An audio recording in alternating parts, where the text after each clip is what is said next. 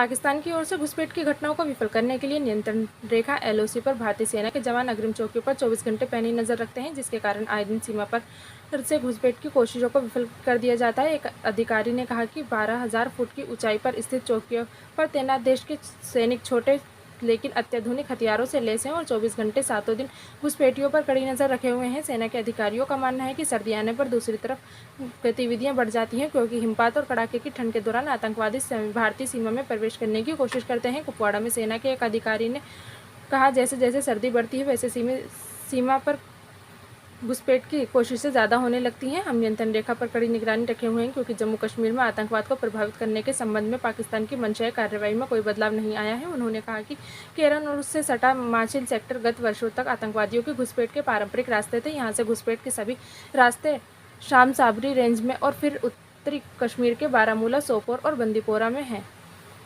सेना अधिकारी ने कहा, हमारी सेना घुसपैठ को नाकाम करने में पूरी तरह से सक्षम है। हम ये अच्छी तरह से जानते हुए कि जम्मू कश्मीर में 743 किलोमीटर लंबी नियंत्रण रेखा की प्रकृति को देखते हुए शून्य घुसपैठ सुनिश्चित करना असंभव है। जहां ऊंची चोटियां उबड़ खाबड़ पहाड़ी रास्तों घने जंगलों से होकर रास्ते गुजरते हैं। एलओसी पर तैनात सैनिकों के लिए भारत और पाकिस्तान के बीच संघर्ष विराम पर सहमति बनने के बावजूद कोई आराम नहीं है।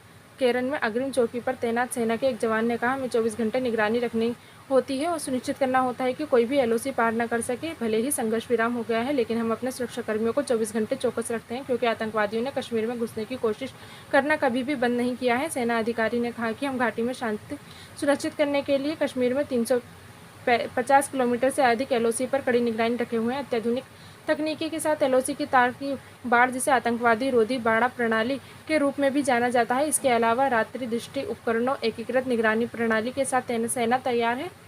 उन्होंने कहा कि जम्मू कश्मीर में नियंत्रण रेखा के पार से घुसपैठ की घटनाओं में वास्तव में कमी आई है। अधिकारियों के अनुसार वर्ष 2017 में 419 बार सीमा पार से घुसपैठ की कोशिशें की गई। इसके बाद वर्ष 2018, 2019, 2020 और 2021 में क्रमश 328, 216, 99 और 77 थी।